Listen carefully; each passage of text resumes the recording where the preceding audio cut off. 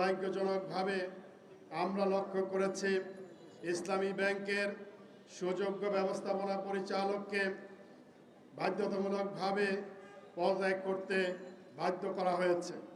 আমরা যখন সচেতন গ্রাহক ফোরাম ইসলামী ব্যাংকের ব্যবস্থাপনা পরিচালকের পুনর্বহালের দাবিতে কর্মসূচি পালন করছিলাম, তারই প্রেক্ষিতে পরিকল্পিতভাবে ষড়যন্ত্রমূলকভাবে ইসলামী ব্যাংকের যিনি তৎকালীন চেয়ারম্যান ছিলেন প্রফেসর ডক্টর জুবাইদুর রহমান, তাকেও পদত্যাগ করতে বাধ্য করা হয়েছে।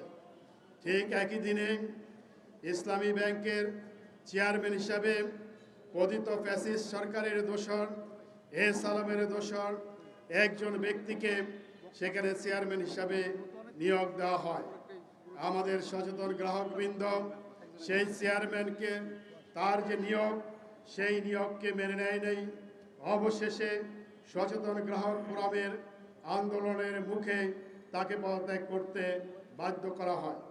আপনারা দেখেছেন সেই ফ্যাসিস্টের দোসর যে চেয়ারম্যান খুরশিদ আলম পদত্যাগ করার পরেই ইসলামী ব্যাংকের কার্যক্রম অনেকটাই স্বাভাবিক হয়ে এসেছে, গ্রাহকদের আবার আস্থা ফিরে এসেছে। ইসলামী ব্যাংকের যে চেয়ারম্যান হিসাবে ফ্যাসিস্টের দোসর খুরশিদ আলমকে অপসারণ করার পরেই বাংলাদেশ ব্যাংকের পক্ষ থেকে একজন কর্মকর্তাকে চেয়ারম্যান সহ পরিচালনা পরিষদের সকল দায়িত্ব দিয়েই তাকে নিয়োগ দেওয়া হয়।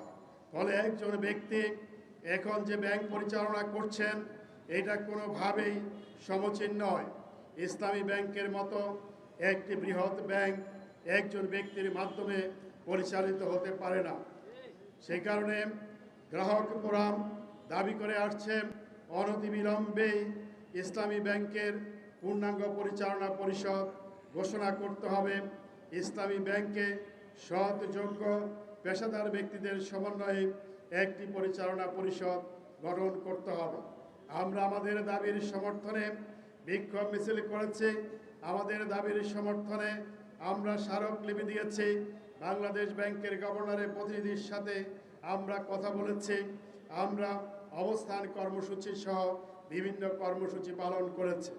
বিগত 28 তারিখে আমরা সর্বশেষ বিক্ষোভ মিছিল করেছি।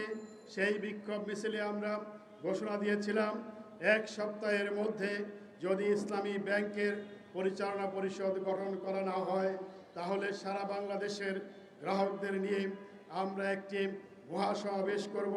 সেই মহাসমাবেশের মাধ্যমে আমরা আমাদের দাবি আদায় করব। কিন্তু এখনো পর্যন্ত পরিচালনা পরিষদ গঠন করা হয়নি, পরিচালনা পরিষদ ঘোষণা করা হয়নি। সেই কারণে বাধ্য হয়ে আমরা নতুন কর্মসূচি আজকের এই সংবাদ সম্মেলনের মাধ্যমে ঘোষণা করছি।